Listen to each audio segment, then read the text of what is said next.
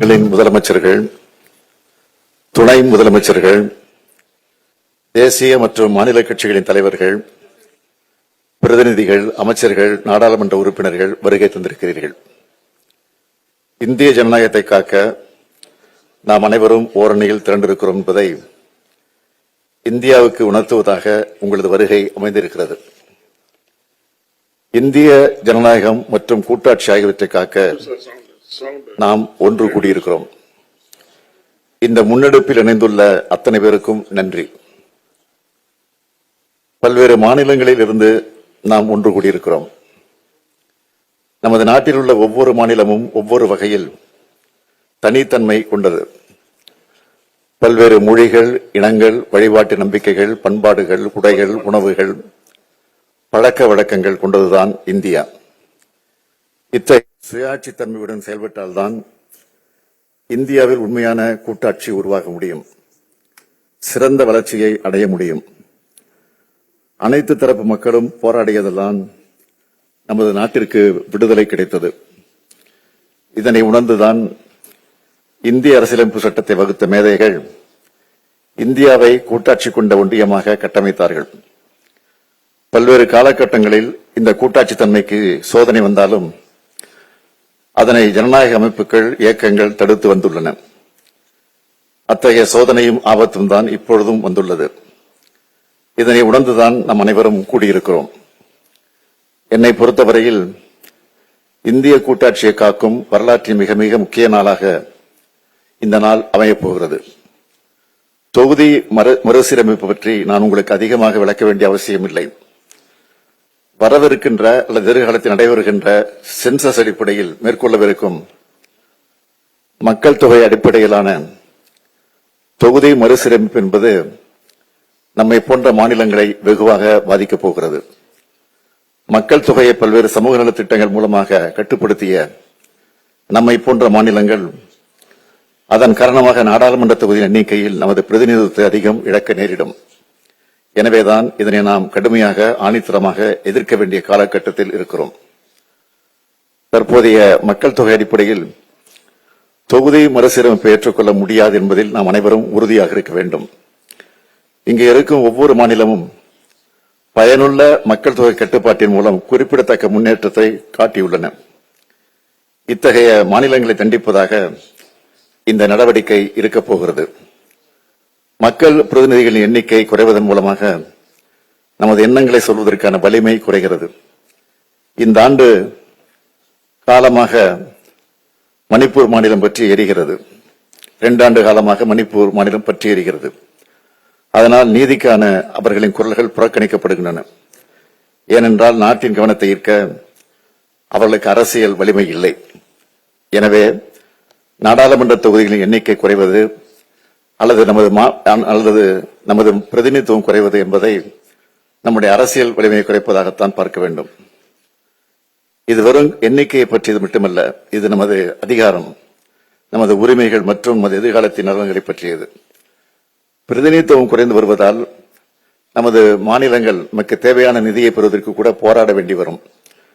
நமது விருப்பமில்லாமல் நமக்கான சட்டங்கள் வடிவமைக்கப்படும். நமது மக்களை பாதிக்கும் முடிவுகள் நம்மை அறியாதவர்களால் எடுக்கப்படும். பெண்கள் அதிகாரம் அடைவதில் பின்னடைவுகளை சந்திப்பார்கள். மாணவர்கள் முக்கிய வாய்ப்புகளை இழப்பார்கள்.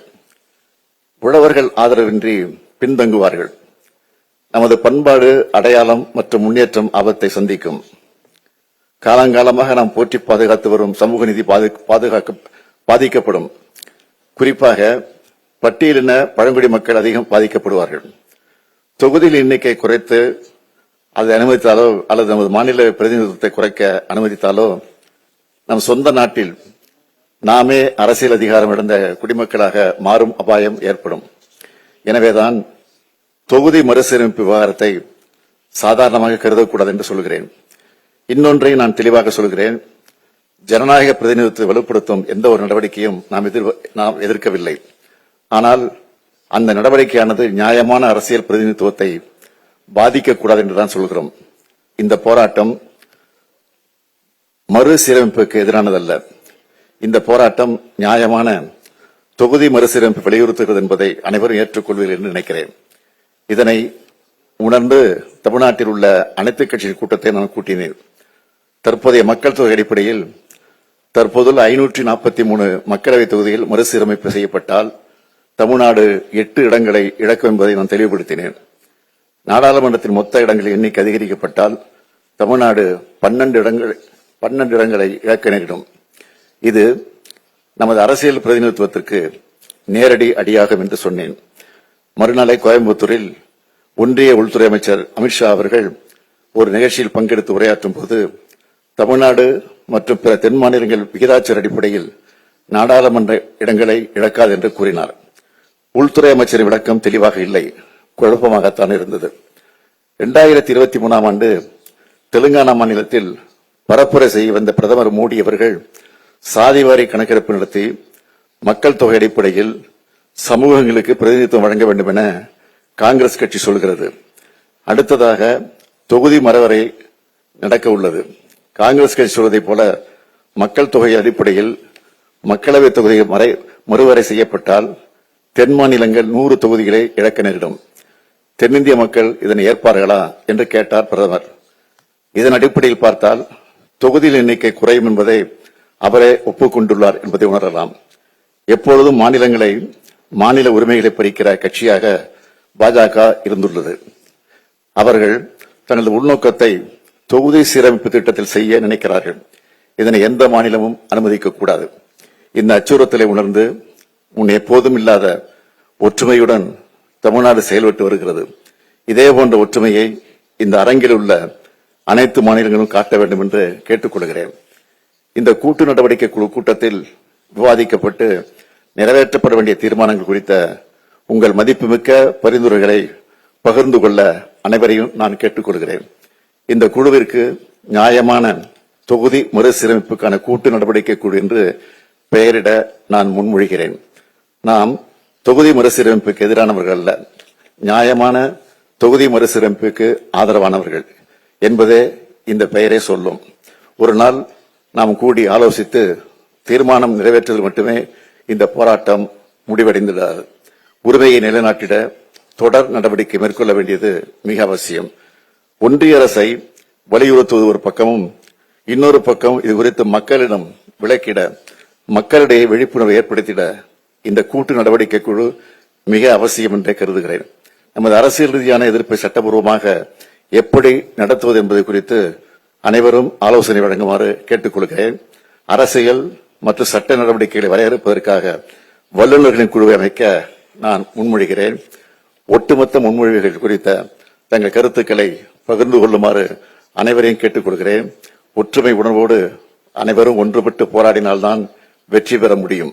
எந்த சூழலிலும் நமது பிரதிநிதித்துவம் குறையக்கூடாது, குறைய விடக்கூடாது என்ற உறுதியோடு போராடுவோம்.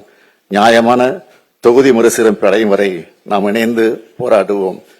எங்களது அழைப்பை ஏற்று வருகை தந்துள்ள மாநில முதலமைச்சர்கள், துணை முதலமைச்சர்கள், அரசியல் தலைவர்கள், நாடாளுமன்ற உறுப்பினர் அனைவருக்கும் மீண்டும் எனது நன்றியை தெரிவித்துக் கொள்கிறேன். நன்றி, வணக்கம்.